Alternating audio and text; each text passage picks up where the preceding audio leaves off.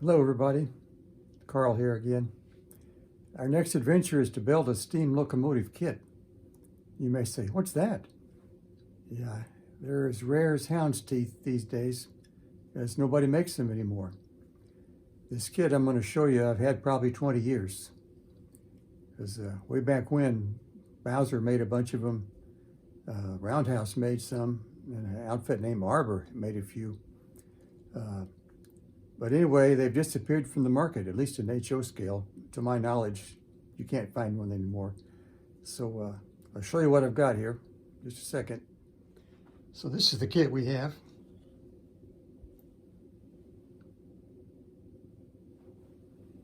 It's a Pennsylvania Railroad A5 040 switcher. Hopefully you can see it there.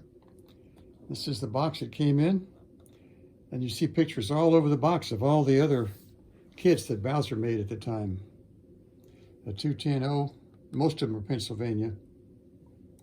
Let's see, we got a 282 and a UP Challenger, and a Pacific, and an Atlantic, and an oddball here. It wasn't a Pennsy one. I think that's a Casey Jones 280. They made the Pennsy T1, you see here. This one, I don't know what it is. And a New York Central Pacific.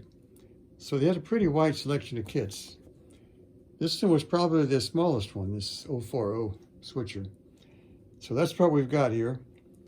It came, as you see it here, in this box, and there was a separate detail kit that came with it. And it came in a box that looks like this, full of brass castings. I'm going to show them to you in a minute.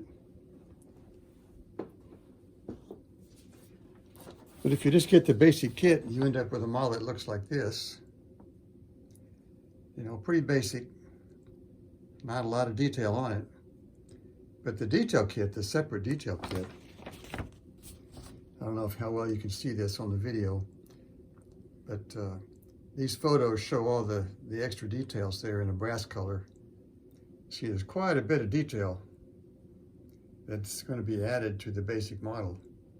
So the two kits together have had the potential to make a nicely detailed model. So that's our project, and we'll see how it turns out. So here's a look at what came in the kit. So you got a boiler casting here. It's a little bit rough. It needs cleaning up. It's got parting lines all across the top. And there's some flash in the windows. So some rough spots on the bottom. So it needs some file work. There's a tender body casting. Got a cast-in coal load, as you can see. It's also a little bit rough and needs some cleaning up. I was surprised to take it out and find out there's no floor, no chassis for the tender. See, it's just open like this. And the trucks just screw on these posts. So it's kind of different. It remains to be seen how well it's going to go to put a DCC decoder and speaker in there. We've got two axles here with the drivers, a frame with two precision milled slots here for the axles. You want it to be a tight fit so there's no slop, and that's the way they came.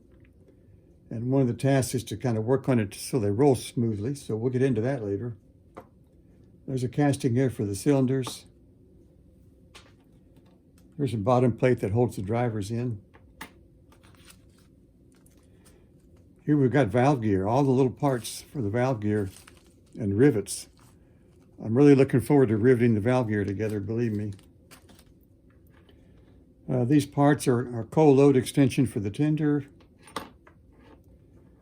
This thing, once you clip off the extra stuff, becomes a hatch for the top of the cab. We've got a muffler with some attached piping here. This is part of the detail kit, of course. Parts for the air compressor and markers. Here we've got a step, some polling pockets, a couple of more steps. I don't know if you can see all this. Hose hangers here, or pipe hangers. A couple more little steps, junction boxes, two parts for the valve gear here, and the bell bracket. Here's a part I bought separate from CalScale, the headlight. This sprue's got the whistle and pop valves, stay bolts, a couple of more pipe hangers, or are they? Well, they might be stanchions for the coupler lift bar. And some other stuff, I'm not sure what they are. I gotta look them up. And you see a valve here with some pipe. These little parts are cab steps that go into the cab. There's a generator. Here's some parts of the running gear, the main rods, the side rods, crossheads, and something else. I'm not sure what it is yet. That's the excitement of a steam locomotive kit. A tool to do the riveting on the valve gear. Oh boy. I don't know if you can see it down here. I won't pick them up. There's some piping here, some brass rods. Here are the tender trucks.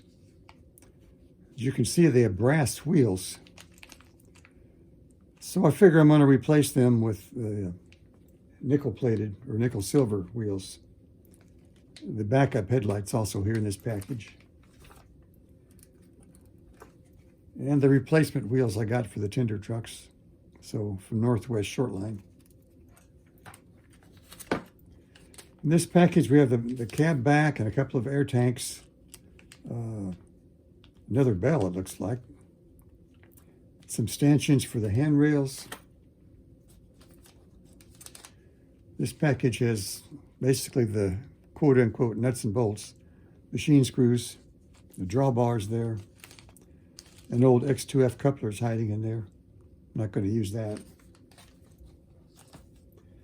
An extra part, I got the cab deck plate.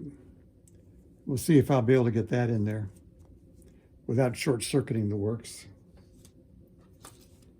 A couple of MV lenses here for the headlight and the backup light. And that's pretty much it. So there's quite a few parts, a lot of little parts. A lot of them need cleaning up. And so let the adventure begin. Oh, and I did forget to show you one thing. This is the motor that came with the kit. As you can see, it's an open frame motor. No flywheel, with the worm gear right there on the shaft. Way back when, I bought a replacement motor for that. And it looks like this. It looks kind of like a can motor with a flywheel, and kind of interesting. The worm gears are cut right onto the flywheel. You don't see that too often. So I'll be anxious to see how well that's going to work. Hopefully better than the stock motor. So now I think I've showed you everything. And so now the adventure is going to begin for real. Okay, and one final thought here in this segment. I initially thought I was going to have just one video, end to end, showing how this locomotive comes together, assuming it does. But I think that the video would have been too long. So now the plan is to divvy it up into separate videos, a little shorter, of course. So this is the intro, and I'll have separate videos on the mechanism and the tender and the boiler and superstructure, and probably a separate one on the valve gear. And maybe one at the end on weathering and detailing, and hopefully at the very end, see it running. So that's the plan. Have to piecemeal the videos so they don't get too long. So hope you enjoy.